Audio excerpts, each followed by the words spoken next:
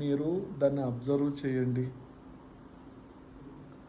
చాలా 100 రకాల ఆలోచనలు వచ్చి అంటే చొరబడతాయి. అంత ఈజీ ఏం కాదు. ఇప్పుడు మీరంతా చెప్పలేకపోతున్నారు. ఎందుకంటే చెప్పలేకపోతుండడం అని అంటే అది చెప్తే ఎక్కడ నేను తక్కువ అవుతానో, నేను సాధన సరిగా చేయలేదు అని అనుకుంటారేమో అనేసి. నిజంగా చెప్పండి, కాన్సన్ట్రేట్ చేయగలుగుతున్నారా?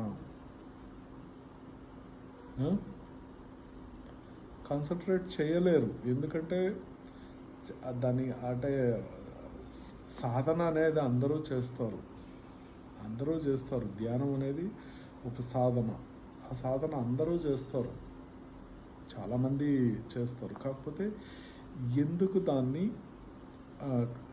అంటే దాన్ని పూర్తిగా ఆస్వాదించలేకపోతారు, లేకపోతే కనెక్టివిటీ లేకుండా పోతుంది అని. మీరు కూర్చున్నారు, వెన్నెముక నిటారుగా పెట్టారు, నార్త్ ఫేస్ చేశారు, శ్వాసని మీరు తదేకంగా తటస్థంగా గమనిస్తూ ఉన్నారు.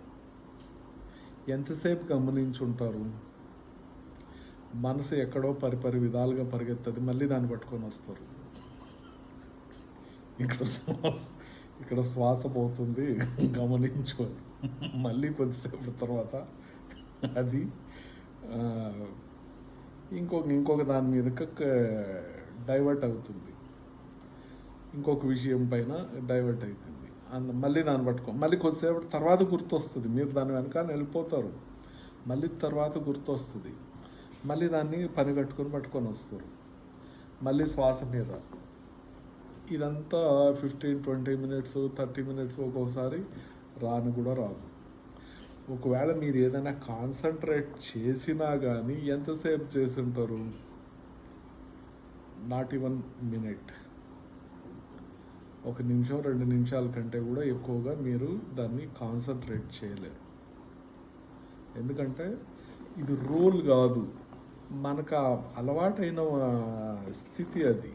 ఇప్పుడు ఈ ఏజ్లో సాధన అని అంటే కొద్దిగా కష్టతరమైంది. అది చిన్నప్పటి నుంచే అలాంటివి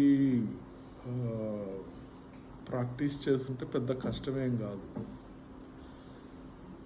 కాకపోతే ఎలా తీసుకురావాలి దాన్ని అనేది ఇక్కడ ప్రధానంగా మనం తెలుసుకోవాలి.